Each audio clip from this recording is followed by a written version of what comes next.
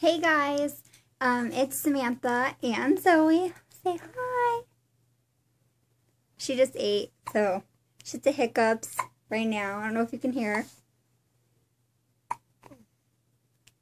Yeah, she's the hiccups. So anyways, I know you guys have been wanting a new video, and I've been really busy. I apologize. I was gonna make my labor and delivery like a few days after she was here, and then I was gonna make a 1-week postpartum video and then a 2-week, and I just got so busy, and I'm just adjusting to the new mommy life, so I'm kind of busy with that. Do you want to be in the video? Do you want to be in the video? So anyways, so where do I begin? I can start with my labor and delivery story. So it was June 29th. And it was about 1 o'clock in the afternoon, and I really wanted, I'd been trying everything, the exercise ball, pineapple, all those crazy tricks, except for castor oil. I promised myself I wouldn't do that. That just seems like a nightmare waiting to happen, so I didn't do it.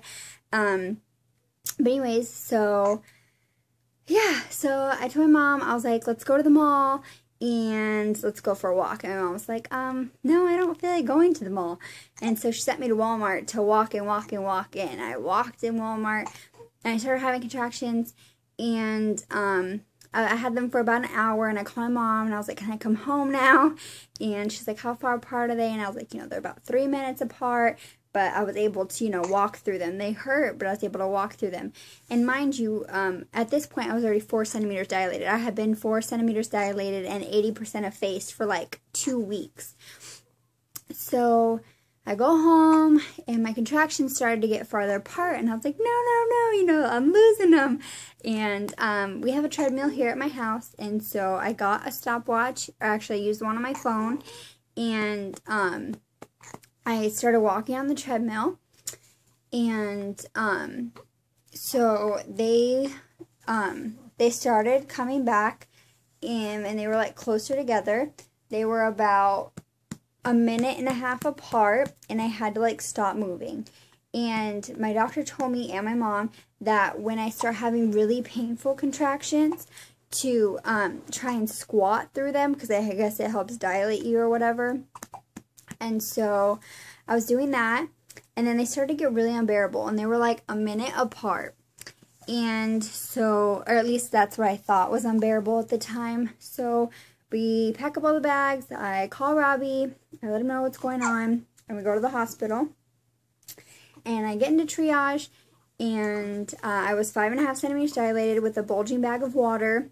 And so they were going to admit me, so they put in my IV, which was the most painful part. Well, not the most painful part, but that really hurt, and my arm is still, it's this arm where I would show you, it's still bruised from the IV. I have really sensitive veins. But anyways, moving on. So my doctor came in about 45 minutes later, and she popped my water, and it is the weirdest feeling in the whole entire world. Not to get your water broke, but for all the water to come out and to continue to come out with your contractions. Sorry if that's too much information for you guys. But, that's what it is. And so, well, a couple of you, I know I would get this question, who was in the room when I was in labor? I don't even know who all was in the room, because, to be honest, after they broke my water, my contractions were completely horrible. And I shut my eyes, because I felt like if my eyes were open, that everything was like 100 times more painful. So I just shut my eyes, and I was squeezing onto my sister's hand. Both my sisters and my mom's hand, taking turns squeezing their hands, and I was just closing my eyes and trying to breathe through them. They got really bad, and at this point I was still laying in the bed, and I would scream, and my nurse would be like, Sam, you can't scream, we can't have you screaming, you gotta, you just have to breathe, you gotta breathe. And I was like, I'm trying, and it was so bad. And so I had my brother go down to the car and get my exercise ball. And my sisters helped me out of bed, and I sat on the exercise ball, and I rocked back and forth, and Robbie sat in front of me on the ball on a little stool. He sat in front of me, and yeah, I did that, and I started to have really bad back pain, and they would come in, I think, like every 15 minutes and check me. And So every time I had to get back in the bed, I would scream in excruciating pain because the contractions hurt so much worse when I actually was sitting or laying in the bed. So for any of you that have not gone into labor yet, I advise you to sit on that ball because it will help you. So yeah, anyways, I was about 8 centimeters dilated, and my doctor said that, she asked me, before it's too late, do you want any medication? And I was like, yes, I don't want an epidural, but I want something to take, the edge off something because I just can't handle this. And my mom told her no, that she was not allowed to administer me medicine. And my mom, for those of you who think she did it to be mean, she didn't do it to be mean. She did it because my mom knew, going in, I had a birth plan to not take any medicine. I didn't want to take anything for pain. So my mom did that for my benefit so that I could stick by what I wanted, because in the end she knew that I would be happy that I had done it completely 100% natural. So I didn't get any pain meds. They checked me. Like I said, I was an 8, so I got back on the ball, and I had this overwhelming urge to push. And I told my sister, I was like, I feel like I have to push. And she was like, don't push till you're back in the bed. And I was like, no, I have to push. And so she got my nurse, and my nurse came in. She checked me. She was like, okay, you're 10 centimeters dilated. This is what you're going to do. And I was all ready to go. I pushed for half an hour, and at 8:59, out came little Miss Zoe at 6 pounds, 10 ounces, 19 and 3/4 inches long. She's beautiful with a head full of hair. And even during my pushing, I really tried to keep my eyes closed because, like I said, my eyes being open was not a good choice for me. Who was in the room? My mom, my sister Janie, my sister Melissa, and of course Robbie. Yeah, I did, I know this is TMI, some of you don't want to know this, but I did tear a little on the inside, only because Zoe came out with her arm next to her head. So, yeah, as she just did, so that kind of happened. But I'm feeling fine now. Yeah, so I don't know, that's pretty much it. After she was here, we tried to, I did the skin to skin right away, and I didn't really open my eyes until they did lay her on my chest, and I didn't cry. I want you guys to know this because I was proud of myself that I did not cry at all during my labor or pushing her out. I did not cry. I screamed and I grunted and I made all kinds of unnecessary noises, but I did not cry until I saw Zoe for the first time. So, on the monkey. Oh, okay, but yeah, yeah, I didn't cry till I saw her, and I saw some pictures of me while I was crying. I looked kind of like I was scared or mad. I don't know, it was kind of bad, but yeah, so, okay, how am I adjusting to motherhood? I get this question a lot. So, for those of you who don't know, I used to sleep a ton, even before I was pregnant. I just loved sleep. I would sleep all the time. And ever since and I was a heavy sleeper, and ever since she's got here, I barely sleep, and even when she's sleeping, I don't usually sleep.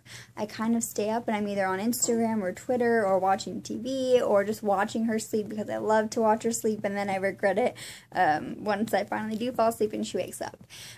She's a really good baby. She doesn't cry, for right now at least. She doesn't cry unless she's hungry, which is really nice, or she needs a diaper change because I always know what's wrong with her. Some nights she just wants me to hold her. I mean, she'll fall asleep, but if I put her down, she cries and she wakes up. So I either sleep sitting up on the couch with pillows all around me or in my rocking chair, because she just wants to cuddle with mommy, which is totally fine with me. I love to cuddle. And, so yeah, breastfeeding, I have questions. I get questions about that. Breastfeeding's going good. Every day it gets a little bit better. It's a work in progress for me. It's not going the way I would have liked it to go, and I don't think I'm producing as much as I would have liked to, but I'm trying these pills and this tea, so we'll see if that doesn't do something for us. Yeah. Other than that, you guys always ask me, how are me, Robbie, and baby? Robbie's really good. He's really good with her. He adores her. He loves her to pieces, and I can just tell. So, it's really good. I don't really know what else to say. That's kind of my labor and delivery story, and this is how I got my little angel. And you want to say hi? She's kind of sleeping. Not really. You're saying hi? No? Okay. But, yeah.